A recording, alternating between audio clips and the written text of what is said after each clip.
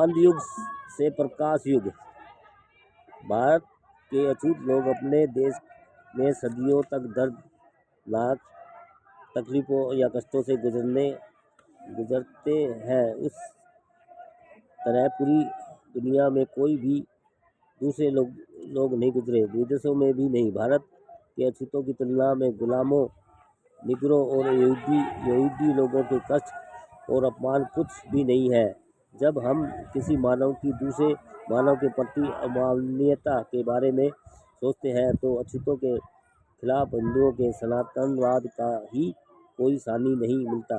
भारत के अछूत सदियों से दुनिया के सबसे गए गुजरे गुलाम बने रहे। ब्राह्मणवाद के अंदर ऐसे विषैले जीवाणु थे कि उसने निकटतम किस्म के अन्याय के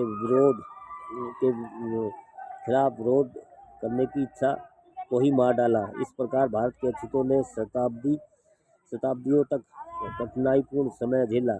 उनके लिए उसे अंधकार युग ही कहा जा सकता है। ब्रिटेन शासन के दौरान इन अछूतों को पाश्चात्य शिक्षा और सभ्यता का काफ़ी लंबे समय तक संपर्क प्राप्त हुआ।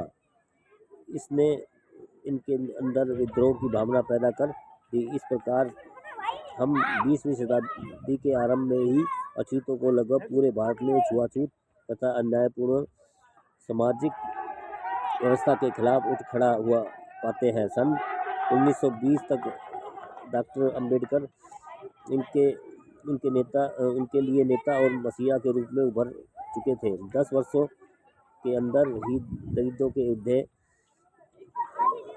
ध्येय को उन्होंने 1930 और 1932 के दौरान इंग्लैंड में संपन्न गोलमेज सम्मेलन में उठाया।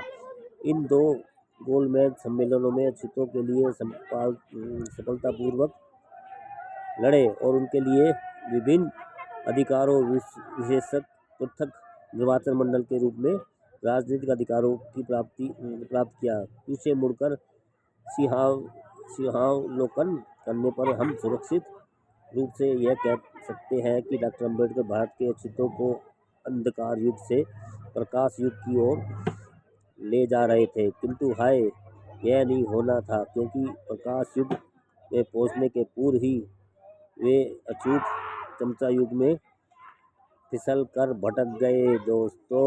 हाँ।